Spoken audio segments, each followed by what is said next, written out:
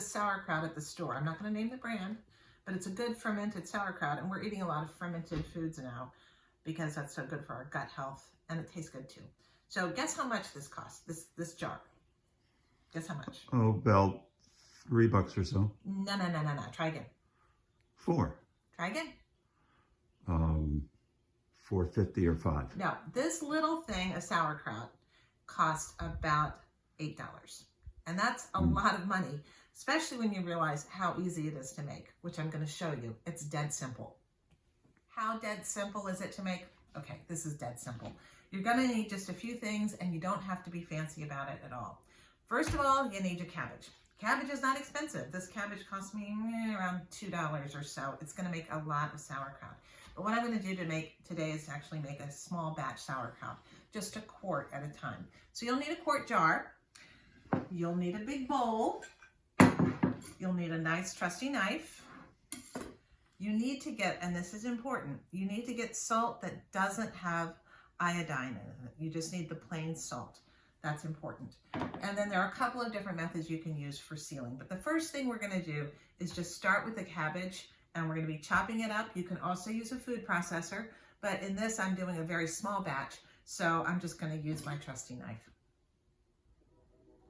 Oops, I forgot something. You will need a measuring spoon, particularly a tablespoon measure, and I like to have a bowl to measure with measurement on it, just so I can measure how much cabbage that I've shredded, so I know when I've got about a quart. So first wash the cabbage, obviously. Pull off any outer leaves that you have, and then just start slicing. I like to slice down, get half going first, and then you're just going to slice it. It doesn't have to be super, super small. You can do really any size that you want. I usually start about like that. Now I'm just chopping it again. I'm going to cut it in small pieces. Again, there is not a science or a rule that says they have to be this big or that big. Any vegetable is going to ferment. You can ferment beets like this. You can ferment carrots like this.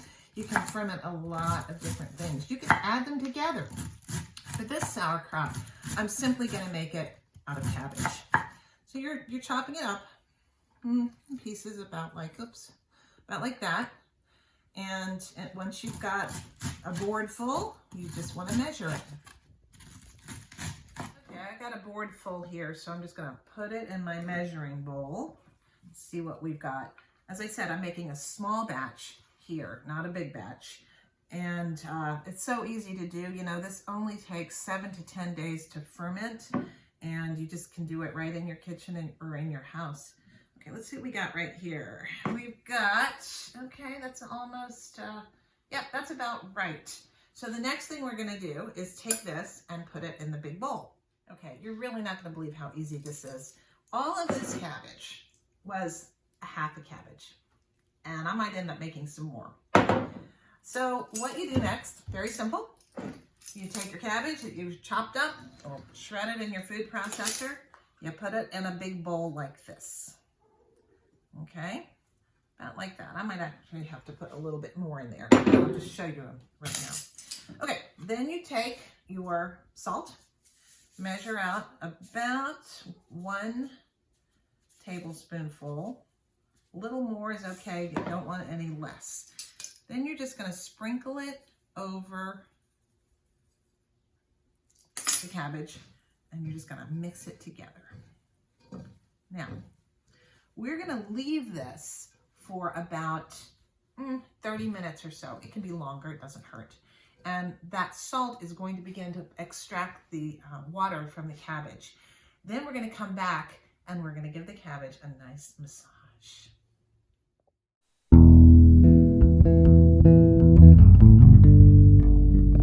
You just need a jar for fermentation, something to weight the sauerkraut down, and this little thing will ultimately go on top and will seal, but it will allow air to escape. You can also just use a coffee filter with a rubber band placed around. I generally do sterilize my weight since it is going to be down in the brine, but it's really not necessary. I will also fill my jar, my fermentation jar, with boiling water just to make sure that it's extra clean. Okay, so now it's time to give this cabbage a massage. So it's been sitting in here for about 30 minutes or so. I'm not precise about the timing here. You do want to wash your hands first, and then you're just going to start massaging this. If you feel better, you can always wear little gloves. So you're just going to start the massage. You'll notice that it feels wet. That's because the liquid is being extracted from it. And you just kind of are going to do this for, I don't know, maybe 5 minutes or so until it gets, until it extracts a lot of liquid. And then we're just going to put it in the jars. That's it. Okay, so you can see how after a few minutes the juice begins to extract. We're getting very close now. So you just keep massaging, and then we're going to pack it in a bowl.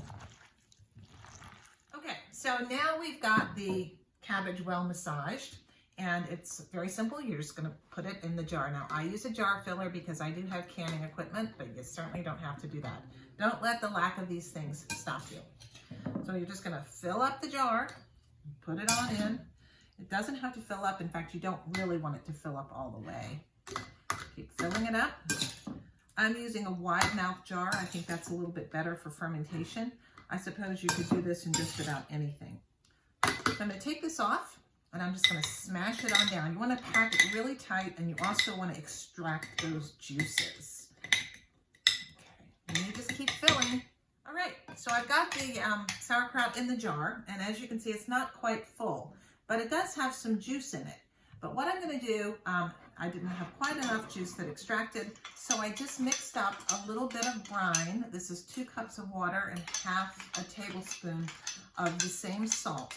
I am now going to make sure that this is just covered. As it ferments, it's going to continue to extract more liquid. You can see that lovely liquid there. All right, so I'm going to push all of that down. I'm just going to cover this, make sure it's all covered. When you are fermenting vegetables, you want to make sure that the vegetable stays underneath the water line. All right, and to keep that happening, it's worthwhile buying one of these little weight sets. These are just little glass weights. But before I had these, I just took marbles and I put them in a baggie and then weighted it down. So you just stick that in, whoop, splash. You push that down. That's going to keep the vegetable matter down below the surface. Now all I'm going to do is seal it off. Here is the fermenting top, ring seal, and it goes just like that. Now it will release air as it ferments, and that will let the bubbles out, so you don't have to worry about it. But if you don't have a fermenting top, you can simply put a paper coffee filter around and then put a string or a rubber band on top, and that will let it the gases come off as well. Now, why don't I do that? I used to do that, but my teenage son complained that it was a little odoriferous. I didn't find it odoriferous. Did you find it odoriferous, Reed? No. But he was offended. So I went ahead and invested in these little things. They're not much and well worth it. These are made of silicone, and as a result, they can be heated if you need to sterilize them or left in the cold. So I'm going to set this in a place. I would like it to be around 65 to 70 degrees. It will ferment away, and actually we're leaving our city house in about a week, but then when we come back a week after that, this sauerkraut will be all ready for us. So that's how you make basic sauerkraut. It's just that simple.